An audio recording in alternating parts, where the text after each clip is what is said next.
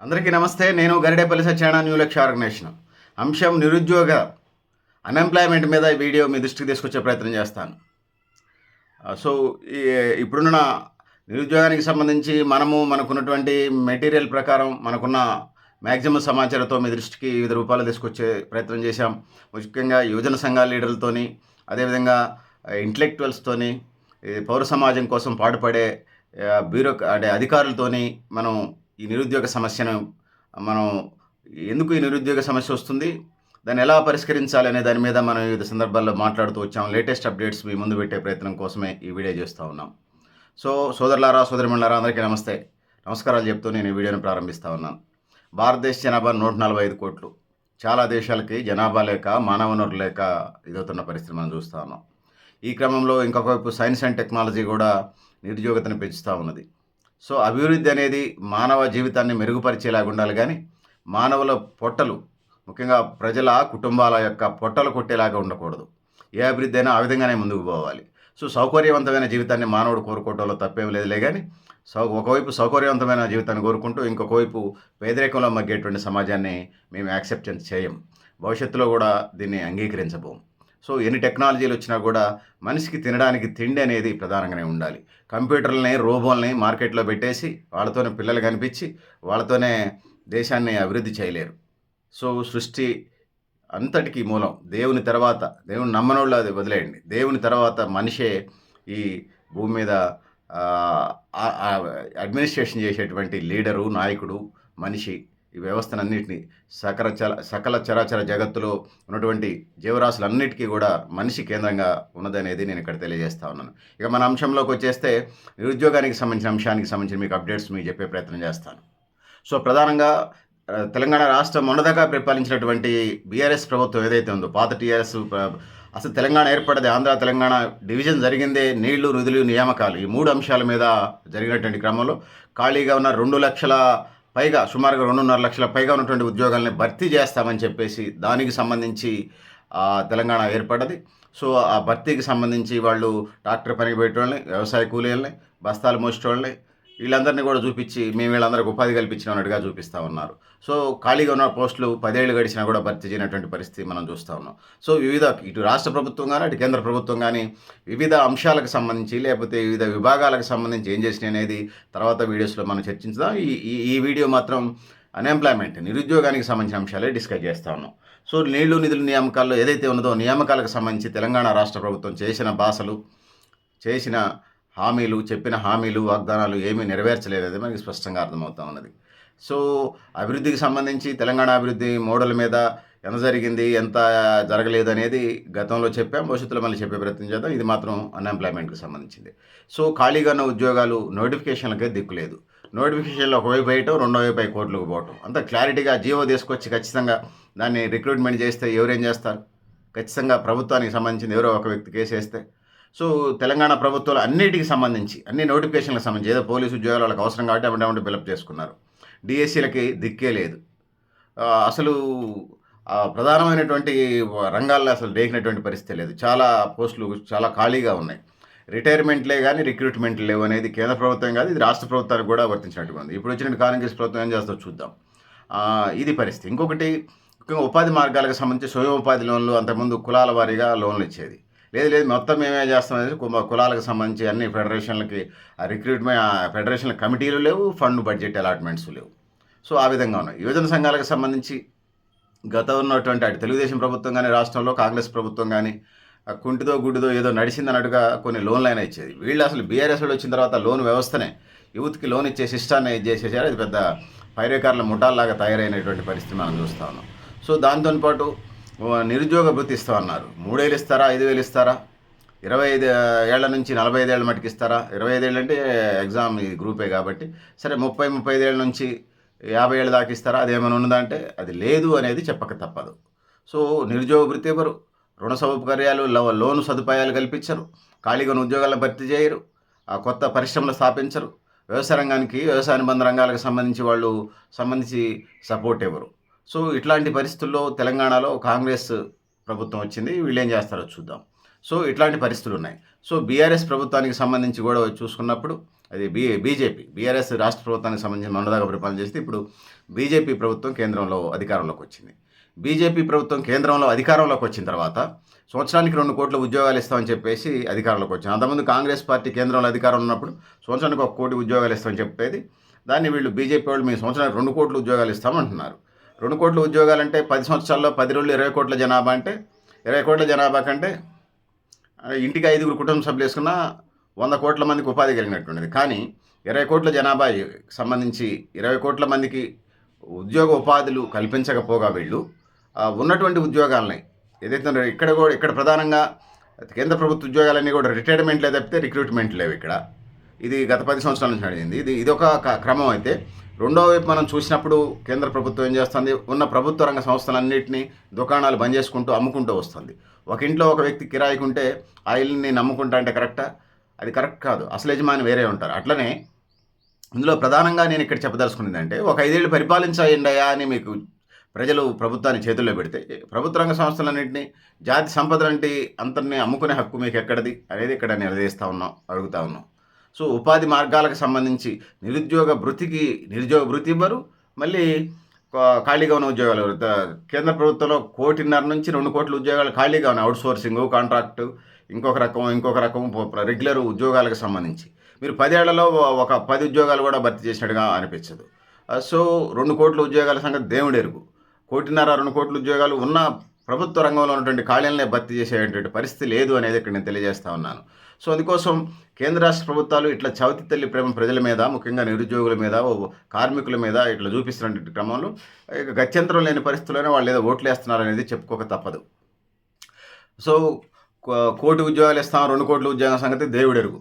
2014లో BJP ప్రభుత్వం అధికారంలోకి వచ్చినటువంటి క్రమంలో సో ఏదైతే ఉన్నదో నల్లధనాన్ని తీసుకొచ్చి సింగపూర్ గవర్నమెంట్ వేసింది. అట్లా మిగులు బడ్జెట్ ఉంటే వాళ్ళ ఓటు హక్కు ఉన్నటువంటి వాళ్ళందరికీ, అంటే వాళ్ళకి ఆ స్థాయిలో అకౌంట్స్ ఉన్నాయి, బ్యాంక్ అకౌంట్స్, వాళ్ళకి అభివృద్ధి చెందిన దేశం, చిన్నదైనా కూడా అభివృద్ధి చెందిన దేశం కాబట్టి మిగులు బడ్జెట్ అంతా కూడా ఆ మిగులు బడ్జెట్ని, ఆ దేశ బడ్జెట్ అవసరాలు సరిపడా దేశ బడ్జెట్ పెట్టిన తర్వాత మిగులు బడ్జెట్ ఉంటే ఆ మిగులు బడ్జెట్ని ఎంత వస్తుందో క్యాలిక్యులేట్ చేసి వాళ్ళ యొక్క ప్రతి ఒక్క అకౌంట్లో మిగులు బడ్జెట్ని వేశారు. అది కదా అభివృద్ధి అంటే. భారతదేశంలో అది 1000 ఏళ్ళకైనా సాధ్యమైందా? అవినీతి, బంధుప్రీతి, ఆశ్రిత పక్షపాతం, బ్యూరోక్రటిక్ విధానాలు, ఇక మళ్ళీ దారుణంగా చెప్పడం కూడా అకాడమిక్గా కష్టం అవుతుంది, అకాడమిక్ భాషలో చెప్పదలుచుకున్నాను కాబట్టి. ఇది దుర్మార్గులు ఉన్నటువంటి దీంట్లో సో ఈ విధంగా ఉన్నదనేది తెలియజేస్తా ఉన్నాను. సో సోదరులారా, సోదరీమణులారా, సో అందుకోసం నేను ఇక్కడ తెలియజేస్తున్నది ఏంటంటే, నిరుద్యోగులకు సంబంధించి 2014 గవర్నమెంట్ వచ్చేటప్పుడు ప్రతి ఒక్క 15 లక్షల రూపాయలు ప్రతి ఒక్కళ్ళ అకౌంట్లో విదేశీ స్విస్ బ్యాంకుల్లో మూలుగుతున్నటువంటి విదేశీ బ్యాంకుల్లో మూలుగుతున్న బ్లాక్ మనీని 15 లక్షల పేరుతో 15 లక్షల రూపాయలు అకౌంట్లో వేస్తానని చెప్పేసి వీళ్ళు రాజ్యాధికారంలోకి వచ్చారు బీజేపీ ప్రభుత్వం.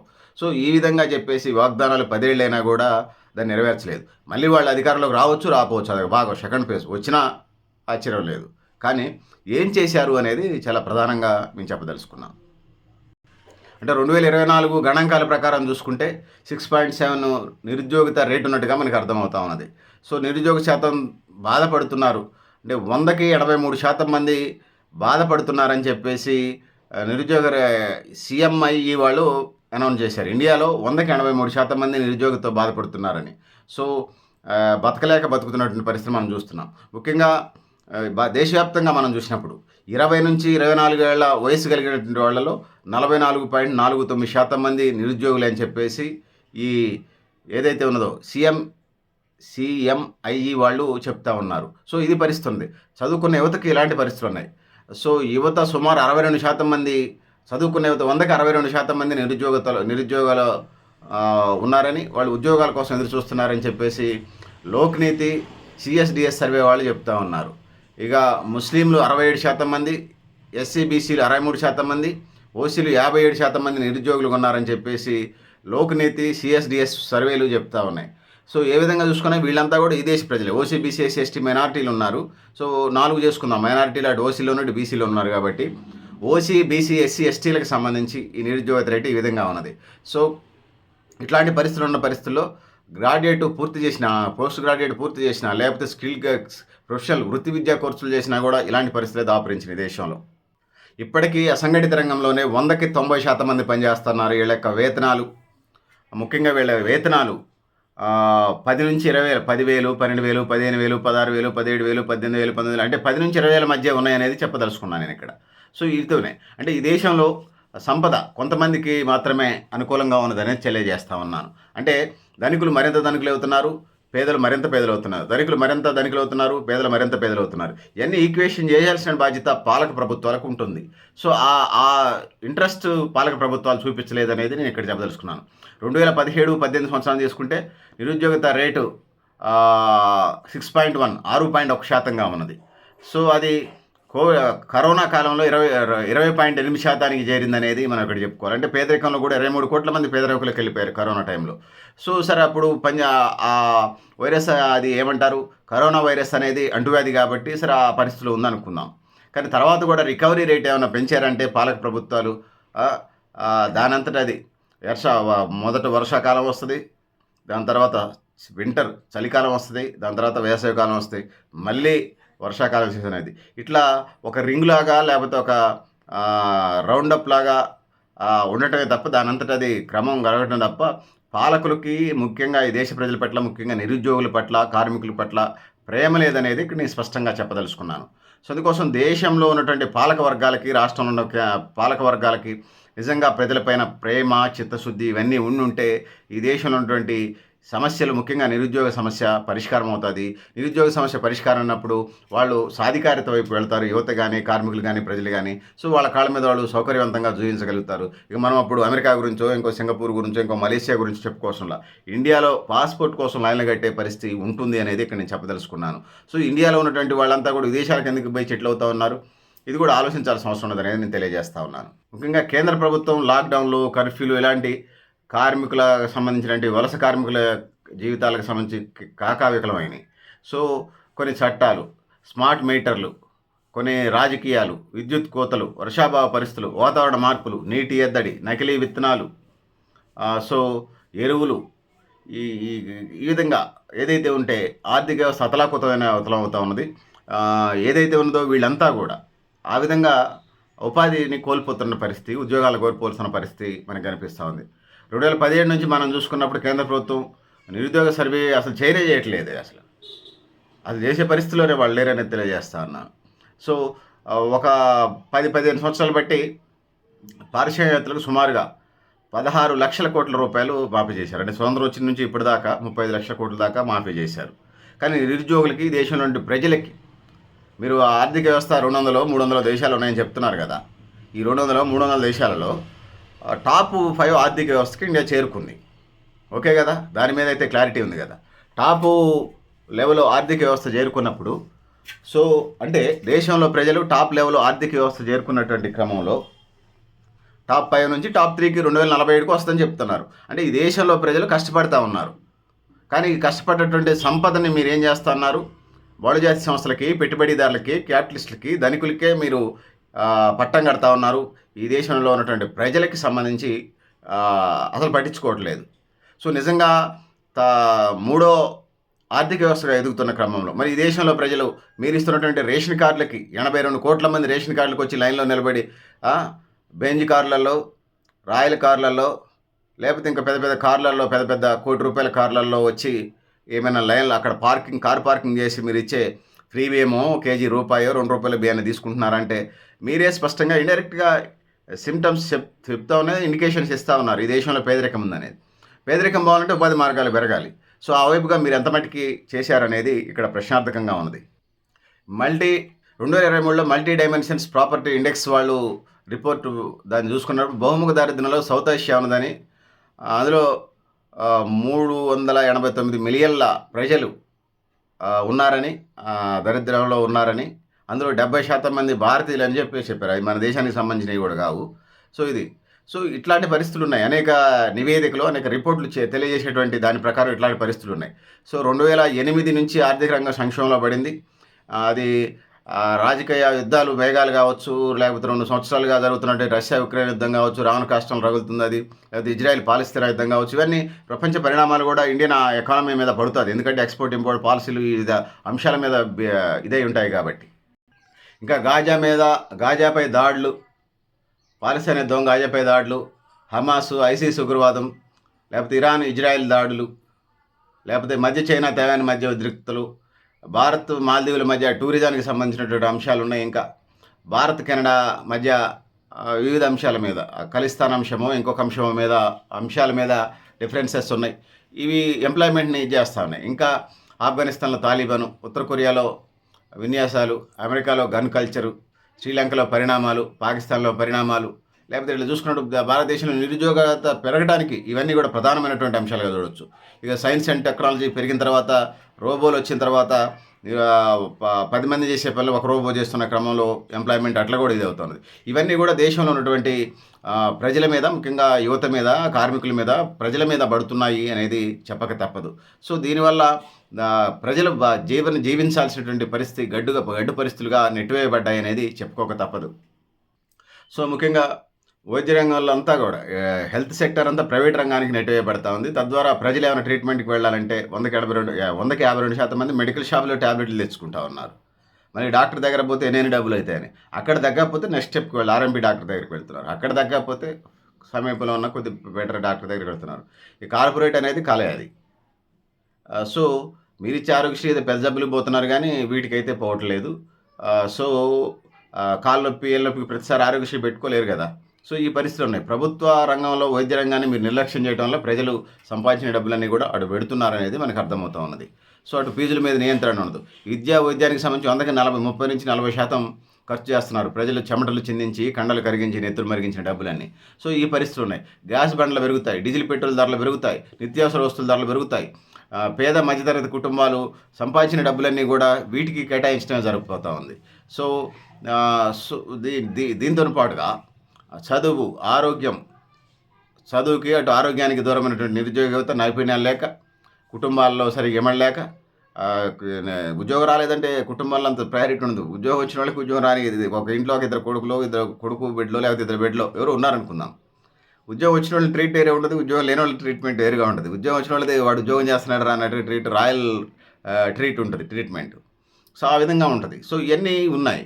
సో దీంతో పాటు దేశానికి, ముఖ్యంగా సమాజానికి సంబంధించి భారంగా అనిపిస్తున్నటువంటి పరిస్థితులు. అదే సందర్భంలో ఇంకొక వైపు ముఖ్యంగా యువత మత్తు పదార్థాలు, మత్తు పానీయాల వైపు మళ్ళుతూ ఉన్నారు. వీళ్ళు వాళ్ళకి వాళ్ళు పనికి రాకపోగా సమాజానికి నష్టం కలిగిస్తూ ఉన్నారు. సో వీళ్ళు మళ్ళీ మిలిటెంట్లుగా, ఉగ్రవాదులు, సంఘ విద్రోహ శక్తులుగా మారేటువంటి, తుపాకులు పెట్టేటువంటి పరిస్థితి, అనేక అగత్యాలు, అసాంఘిక నేరాలకి, లేకపోతే సైబర్ క్రైము, హింసా ప్రవృత్తికి, ఇట్లా అనేక అన్ఎంప్లాయ్మెంట్ వల్ల ఎన్ని సమస్యలు ఉత్పన్నమవుతున్నాయి అనేది ఇక్కడ నేను చెప్పదలుచుకున్నాను. నిరుద్యోగం ఈ దేశానికి పెట్టినటువంటి పేడ, అది ఒక దెయ్యం, డేవిల్, దాన్ని బొందబెట్టాల్సిందే. సో దానికి పాలక ప్రభుత్వాలు, ఇటు రాష్ట్ర ప్రభుత్వం కానీ, అటు కేంద్ర ప్రభుత్వం కానీ, స్థానిక సంస్థలు కానీ ఏదైతే ఉన్నాయో వాటి వంతు వాటి కర్తవ్యాలు నిర్వర్తించాలి. సో ఆ వైపుగా వెళ్లాల్సిన అవసరం ఉన్నది. నైపుణ్య సాంకేతిక రంగాలు, పరిజ్ఞానం పెరిగా కూడా, అందుబాటులోకి వచ్చినా కూడా ప్రైవేటీకరణ వల్ల అది లబ్ధి జరగట్లేదు. ప్రైవేటీకరణ ఎక్కువ పెరగటం వల్లే ఉపాధి అవకాశాలు డెవలప్ కావట్లేదు. అందుకోసం ఉపాధి అవకాశాలు పెంచాల్సిన బాధ్యత ఉన్నది. ఇండస్ట్రీస్ ఆపించాలి, ప్రభుత్వ రంగ సంస్థలను బలోపేతం చేయాలి, బడ్జెట్లో నిధులు అలాట్మెంట్ చేయాలి, కొత్త రైల్వే లైన్లు, ఆర్టీసీలు, లేకపోతే ఇది ప్రభుత్వ రంగ సంస్థలను స్ట్రెంథెన్ చేయాలి. సో ఉన్న వాటిని ఏమన్నా పూర్తిగా దుంపనాశనమైన పరిశ్రమలు కాకుండా కొద్దిగా నడవగలిగే పరిశ్రమలని, కొద్దిగా గొప్ప లాభాలు ఉన్న సంస్థల్ని నడిపించడం వల్ల ఎక్కువ మందికి ఉపాధి దొరుకుతుంది. పరోక్షంగా, ప్రత్యక్షంగా ఉద్యోగాలు, ఒక ఫ్యాక్టరీ పెట్టినప్పుడు ప్రత్యక్షంగా ఉద్యోగాలు 1000 మందికో 2000 మందికో వస్తుంది, ఓకే. కానీ పరోక్షంగా బట్టల కొట్టోళ్ళు, టీ కొట్టోళ్ళు, లేకపోతే పాన్ డబ్బా వాళ్ళు, లేకపోతే టిఫిన్ సెంటర్ వాళ్ళు, బజ్జీల బండి వాళ్ళు, లేకపోతే కూరగాయల వాళ్ళు, లేకపోతే పళ్ళు అమ్ముకునేవాళ్ళు, అనేక మందికి పరోక్షంగా ఉపాధి జరుగుతుంది. అందుకోసం ఒక సంస్థని, ఒక పరిశ్రమని మనం స్థాపించినప్పుడు వీళ్ళందరికీ ప్రత్యక్షంగా, పరోక్షంగా లబ్ధిదారులు అవుతారు. ఆ విధంగా వీటిని చూడాల్సినటువంటి బాధ్యత కేంద్ర రాష్ట్ర ప్రభుత్వాలపై ఉన్నదనేది నేను తెలియజేస్తున్నాను. ఆ వైపుగా ఆలోచించే ప్రయత్నం కేంద్ర రాష్ట్ర ప్రభుత్వాలు చేస్తున్నాయంటే ప్రజల మీద వీళ్ళకి చిత్తశుద్ధి లేదు. చిత్తశుద్ధి లేకపోగా చవితి తెల్ల ప్రేమ చూపిస్తున్నాయనేది నేను చెప్పదలుచుకున్నాను. Make in India, Atmanirbhar Bharat, Gatishakti వంటి కార్యక్రమాలు పునర్వ్యవస్థీకరణ చేయాలి. సో బడ్జెట్లో నిధులు అలాట్మెంట్ చేసి ఆ వైపుగా అడుగులు వేయాల్సినటువంటి అవసరం ఉన్నదనేది తెలియజేస్తా ఉన్నాను. సోదరులారా, సోదరిమణులారా, ప్రతి ఓటర్పై 1400 రూపాయలు ఖర్చు చేసి జరుపుతున్న ఈ ఎన్నికలపై, అంటే ఒక్కొక్క వ్యక్తి కోసం, అంటే ఓట్లు జరుగుతున్నాయి, ప్రజాప్రతినిధి చట్టసభల్లో మంచి చట్టాలు చేయాలి. అంటే ఒక ఓటర్ ఓటు వేయడానికి 1400 ఖర్చు అవుతుందని చెప్పేసి ప్రభుత్వము, వివిధ సంస్థలు తెలియజేస్తూ ఉన్నాయి. సో వేసినటువంటి వాళ్ళు మంచి చట్టాలు చేయకపోతే సమయం అంతా వృధా అవుతుంది కదా. సో నార్డిక్ దేశాలు కొన్ని తీసుకున్నప్పుడు అటు ఫిన్లాండు, స్వీడన్, నార్వే, మన దేశంలో కూడా అలాంటి తరహా విద్యా, వైద్యం అందించడం ద్వారా దేశ అభివృద్ధి జరగడానికి, ఎందుకంటే 100కి 30 నుంచి రూ. 40, రూ. 50 అటే ఖర్చు చేస్తున్నారు కాబట్టి, ఆ వైపుగా మంచి నిర్ణయాలు తీసుకోవాలి పాలక పార్టీలు, పాలక ప్రభుత్వాలు. ఆ వైపుగా ఆలోచన చేయాల్సిన అవసరం ఉంది. సో, అందుకోసం ప్రజల ఉద్యోగ, ఉపాధి అవకాశాల డెవలప్‌మెంట్ కావాలి, జాతీయ ఆదాయం పెరగాలి, తద్వారా తలసరి ఆదాయం కూడా పెరగాలి. ఆ విధంగా జీవన ప్రమాణాన్ని పెంచేటువంటి బాధ్యతని పాలక ప్రభుత్వాలు తీసుకోవాలి. సో, ప్రజల్లో కూడా ఆ చైతన్యం రావాలి. ముఖ్యంగా చదువుకోవాలి. చదువుకున్న వాళ్ళందరూ కూడా ప్రభుత్వ, ప్రైవేట్ రంగాల్లో, వివిధ రంగాల్లో స్థిరపడాలి. పొద్దాకల మనం ప్రభుత్వాన్ని ఆడిపోసుకోకుండా ఆహ్, నిరుద్యోగ యువత కూడా ఉద్యోగాలు సృష్టి చేసేటువంటి ఇదిగా ఎదగాల్సిన భాగంగా ఉన్నది.